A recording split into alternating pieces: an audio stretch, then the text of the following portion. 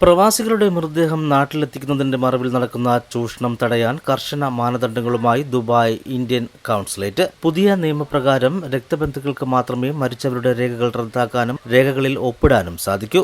ഏജന്റുമാരുടെ ചൂഷണം തടയാൻ കൂടുതൽ നടപടികൾ ആവശ്യമാണെന്ന് സാമൂഹിക പ്രവർത്തകർ ചൂണ്ടിക്കാട്ടിയിരുന്നു. 2 സുപ്രധാന തീരുമാനങ്ങളാണ് പുതിയ നിയമത്തിലുള്ളത്. മരിച്ചവരുടെ പാസ്പോർട്ട് അടക്കമുള്ള രേഖകൾ റദ്ദാക്കാൻ ഇനി അവരുടെ രക്തബന്ധുക്കൾക്കും കുടുംബം പവർ ഓഫ് അറ്റോർണി നൽകിയവർക്കും മാത്രമേ അനുമതിയുള്ളൂ. മൃതദേഹം നാട്ടിലേക്ക് കൊണ്ടുപോകുന്നതിന്റെ ചെലവുകൾക്ക് ഇന്ത്യൻ കൗൺസിലേറ്റിൽ നിന്ന് പണം അനുവദിക്കാൻ പഞ്ചായത്ത് ഉൾപ്പെടെ ഇന്ത്യയിലെ 5 വ്യത്യസ്ത അതോറിറ്റികളിൽ നിന്നുള്ള അനുമതി വേണമെന്നും പുതിയ നിർദ്ദേശത്തിൽ പറയുന്നു. മരിച്ച പ്രവാസികളുടെ കുടുംബങ്ങളെ ഏജന്റുമാർ ചൂഷണം ചെയ്ത നിരവധി കേസുകൾ ശ്രദ്ധയിൽപ്പെട്ടതിന്റെ പശ്ചാത്തലത്തിലാണ് കൗൺസിലേറ്റിന്റെ നടപടി. പുതിയ ചട്ടങ്ങൾ മൃതദേഹങ്ങൾ നാട്ടിലെത്തിക്കാനുള്ള നടപടികൾ വൈകിപ്പിക്കുമോ എന്ന ആശങ്കയുണ്ടെങ്കിലും ചൂഷണം തടയാൻ ഇത്തരം കടുത്ത നടപടികൾ ആവശ്യമാണെന്ന് സാമൂഹിക പ്രവർത്തകർ പറയുന്നു. മൃതദേഹം കൈകാര്യം ചെയ്യുന്നതിൽ വിമാന കമ്പനികളും അവരുടെ ഏജന്റുമാരും നടത്തുന്ന വെട്ടിപ്പും തടയണമെന്ന് സാമൂഹിക പ്രവർത്തകർ ആവശ്യപ്പെടുന്നുണ്ട്. കൗൺസിലേറ്റ് അംഗീകരിച്ച നിരക്കുകളിൽ അല്ലാതെ അധിക തുക ഈടാക്കുന്ന ഏജന്റുമാർക്കെതിരെ ജാഗ്രത പുലർത്തണമെന്ന് കൗൺസിലേറ്റ് പുറത്തിറക്കിയ മുന്നറിയിപ്പിൽ പറയുന്നു. കുടുംബം പവർ ഓഫ് അറ്റോർണി നൽകിയ വ്യക്തികൾക്ക്